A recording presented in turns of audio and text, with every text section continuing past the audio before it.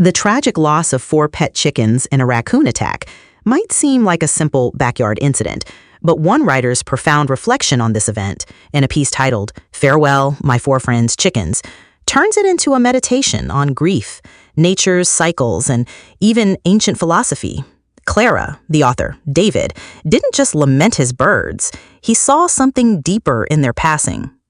That's exactly right, Maggie. The text opens with such a vivid, almost cinematic sequence. We learn that hens were dust bathing in the yard, then a raccoon was caught at 6:08 a.m. Monday, followed by the enclosure completely collapsed and twisted, feathers scattered across the garden floor. It's a stark, wordless narrative of what happened. And the immediate aftermath feels equally poignant. The survivors, Ladybird and Chick-a-titi, are silhouetted in the spruce branches, doing what chickens do when the ground isn't safe. It's a raw image of instinct and survival. It is, and David captures that so perfectly. He describes them doing the oldest calculation: high is safe, ground is not, wait. This isn't just observation, it's an interpretation of their inherent wisdom, their unthinking response to danger. He then makes a very interesting philosophical leap. Referencing Wu Wei, this seems counterintuitive for a tragedy. What is he trying to say about the chickens through this concept? He's applying it to their entire existence.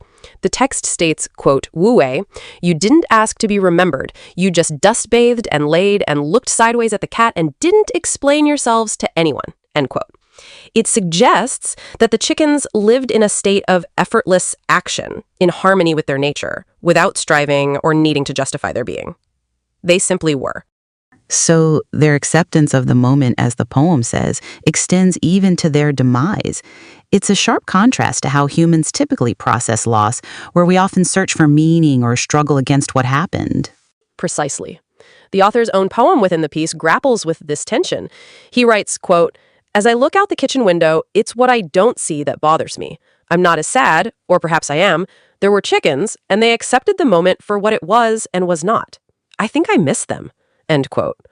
It acknowledges human grief, but places it against the backdrop of the chickens' perceived equanimity. There's also a powerful idea about nature's continuation. Despite the destruction of the enclosure and the loss of life, the garden itself persists. The author notes, quote, "The enclosure destroyed, but the land continuing."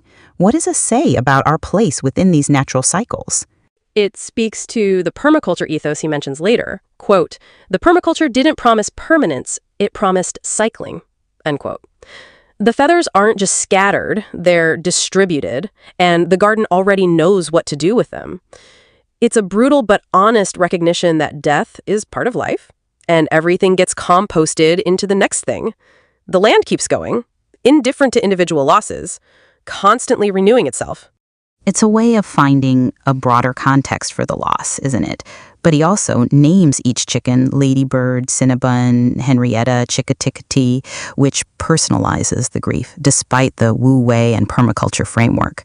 He says, quote, "4 named birds is 4 relationships." That seems to underline the human need to connect and mourn. Absolutely.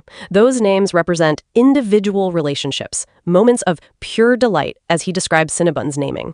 Even as he contemplates their non-attachment and the cycle of nature, he honors the personal connection and the bond that was formed. It's not about denying grief, but integrating it into a larger understanding of life and death, acknowledging both the personal sorrow and the impersonal continuation of nature. So, this piece isn't just about losing chickens.